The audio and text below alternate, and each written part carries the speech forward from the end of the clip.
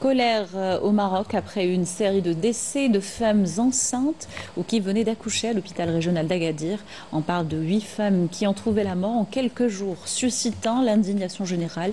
Et des centaines de personnes se sont rassemblées devant l'établissement pour exiger des explications, mais surtout pour dénoncer la situation déplorable des hôpitaux du pays. Majda Jahfoun.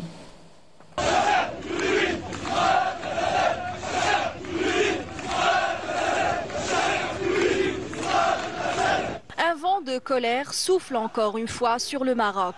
À Agadir, devant l'hôpital régional Hassan II, des centaines de manifestants exigent la vérité après plusieurs décès maternels. Selon différents témoignages, 6 à 8 femmes enceintes auraient perdu la vie ces dernières semaines. Ces rassemblements, sévèrement réprimés, reflètent une frustration profonde face à un système de santé au bord de l'effondrement. Les manifestants ont appelé au renforcement du personnel médical, à l'équipement des services de réanimation, d'urgence et de maternité et à la transparence totale sur les causes de ces drames.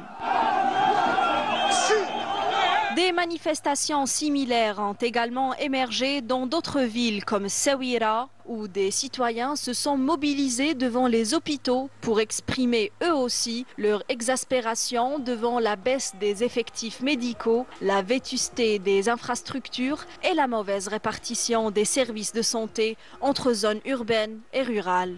Les conséquences dépassent la colère sociale. La détérioration de la confiance entre la population et les autorités sanitaires, la propagation de décès évitables, l'aggravation des inégalités territoriales d'accès aux soins. Pour beaucoup, rester silencieux reviendrait à accepter des pertes humaines qui pourraient être évitées. Face au manque de réactivité des autorités, les manifestants avertissent. Si des résultats tangibles ne sont pas obtenus dans les mois à venir, de nouvelles mobilisations sont envisagées, plus larges, plus déterminées. Jusqu'à présent, les promesses de réforme peinent à effacer le sentiment d'abandon des populations des régions oubliées au Maroc.